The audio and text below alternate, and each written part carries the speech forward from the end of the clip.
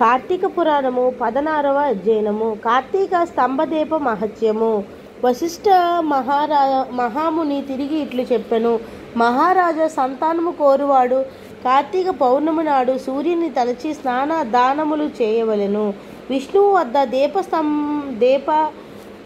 స్తంభము పెట్టువాడు వైకుంఠమునకు ప్రభువగును. స్తంభదీపమును ఆనాడు చూచువాడు పాప విముక్తులగుదురు. కార్తీక మందు దీప స్తంభమును పెట్టువాడు నరకము నుండి విడుదల పొందజాలడు. దీపస్తంభమును ఉంచు క్రమము. స్తంభదీపమును శాలిధ్యానము, వ్రీహిధ్యానము, నువ్వులు వినినుంచి వానిపై దీపము పెట్టవలెను. శిలలతో గాని కట్టెతో గాని స్తంభమును తయారు గావించి విష్ణాలయమునందు పాతి దాని యందు దీపము పెట్టువాడు హరికి ఇష్టుడగును. పూర్వము మాతంగ మహాముని యనునొక మహాత్ముడుండెను.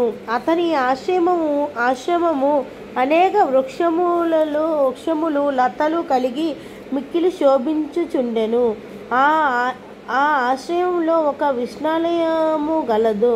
ఒక మునీశ్వరుడు మిగిలిన మునులను ఉద్దేశించి, మునీశ్వరులారా, కార్తీకములో విష్ణుమూర్తి యందు దీపస్తంభమును పెట్టువాడు వైకుంఠవాసి అగును. కనుక మనము హరి ముందర దీపస్తంభమును నెలకొల్పుదుము. నేడు కార్తీక పౌర్ణమి. నేటి సాయంత్రము దీపస్తంభం ఉంచిన ఎడల హరికి చాలా ప్రీతి అగునని చెప్పగా వారు ఆ ప్రకారము చేయుటకు సిద్ధపడిరి. తరువాత వారు విష్ణాలయము ముందున్న కొమ్మలు లేని ఒక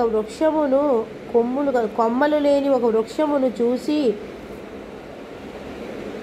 దాని అందు ధాన్యాదులు ఉంచి ఒక ప్రమిద నుంచి నెయ్యి పోసి వ్రత్తి నుంచి వెలిగించి ఆనందించి ఆలయములోకి పోయి హరికథలు చెప్పుకొని చుండిరి.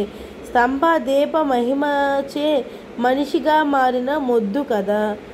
వారట్లా కథ చెప్పుచున్న సమయమున నా ఆలయము యందు గొప్ప శబ్దములు కలిగి స్తంభదీపము నశించెను.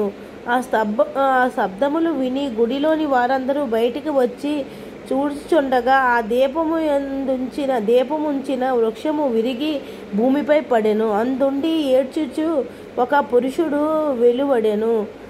అట్లు వెలువడిన పురుషుణ్ణి చూసి ఆ మునీశ్వరులు ఆశ్చర్యపడి, ఓయి, నీవెవడవు? ఏ కారణమున నీ విచట కొమ్మలు లేని మొండి చెట్టువై ఉంటివి? ఎలా దుఃఖించుచుంటివి? ఆ సంగతి వివరముగా చెప్పు అని అడిగిరి. అతడు వారికి నమస్కరించి, మునీశ్వరులారా, పూర్వము నేనొక బ్రాహ్మణుడును, రాజ్యపాలకుడును, అష్టైశ్వర్యములు కలిగి ఉన్నను.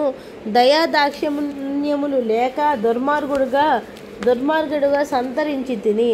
నేను వేదములు మొదలగునవి చదువలేక హరికథలు వినలేదు, తీర్థయాత్రలు చేయలేదు, దాన ధర్మము లేమాత్రము చేయలేదు. నేను సింహాసనముపై కూర్చుండి జ్ఞానులు, సద్బ్రాహ్మణులు, సజ్జనులు, సదాచారవంతులు మొన్నగు వారిని ఉచిత రీతిని గౌరవించక నీచమైన ఆసనములనందు కూర్చుండబెట్టి వారి ముందుకు నా పాదములు చాచి కూర్చుండెను.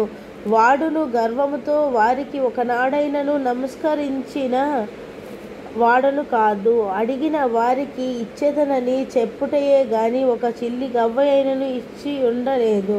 కార్తీక పౌర్ణమి నాడు తమచే నుంచబడిన దీపపు యొక్క మహిమ వలన ఎండిన మొద్దు ముక్తి పొంది పూర్వ జాతి స్మరణ పొందగలిగినని తలచి కార్తీక వ్రత మహత్యమును అనేక విధముల శ్లాఘించితిరి. మొద్దు అయినను కార్తీకమునందు హరి సన్నిధిలో దీపమును వహించిన ఎడల హరి కృపను పొంది సమస్త పాపముల నుండి విముక్తి పొంది మోక్షము పొందునని చెప్పగా దాని నుండి ఉద్భవించిన వ్యక్తి వారిని ఉద్దేశించి, మహాత్ములారా, జీవునకు దేనివల్ల మోక్షము లభించును? దేనివల్ల బుద్ధుడగును?